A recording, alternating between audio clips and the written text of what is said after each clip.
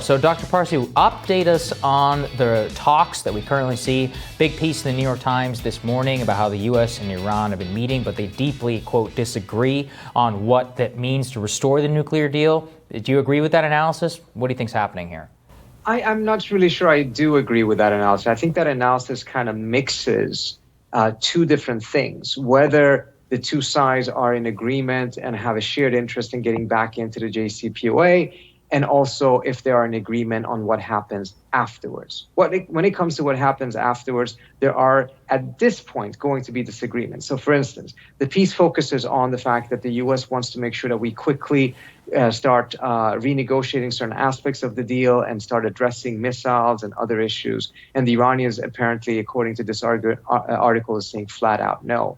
I think what is happening is that the Iranians are saying they're not going to talk about anything else until the U.S. has rejoined the deal.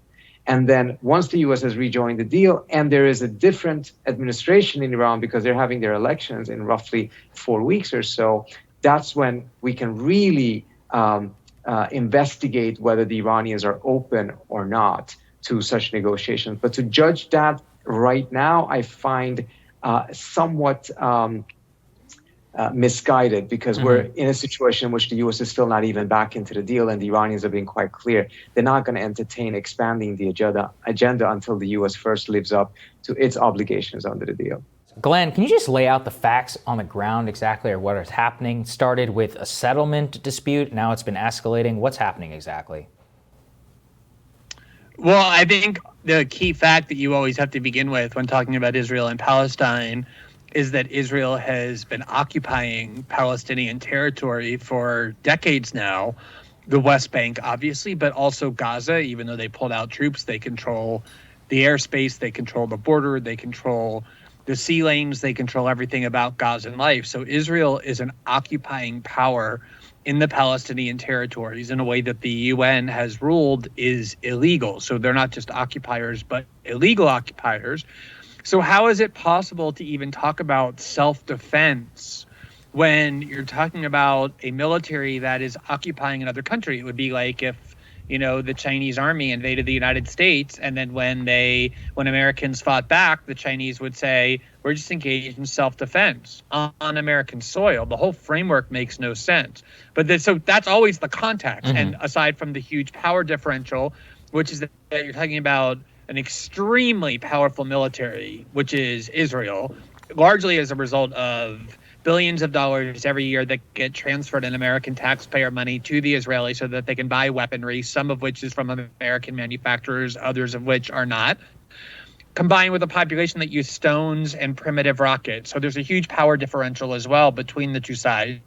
And the latest quote-unquote skirmishes are happening because in East Jerusalem, which under international law and every single accord that has ever been presented is Palestinian territory, more and more settlers are making incursions, and they're trying to evict Palestinians from their homes that they've been in for decades in order to make way for even further Israeli settlements, on top of which there was a incursion into one of the holiest mosques in all of Islam by the Israeli military that obviously is a huge accelerant to the tensions as well. What religion in the world would accept that? What people in the world would accept an occupation of this barbarism in this duration? Brianna, you were obviously high level in the Bernie Sanders campaign. Just take us back to that time. Was there surprise that Warren decided not to endorse? Was there frustration, or was there sort of an expectation, because she kind of did the same thing back in 2016,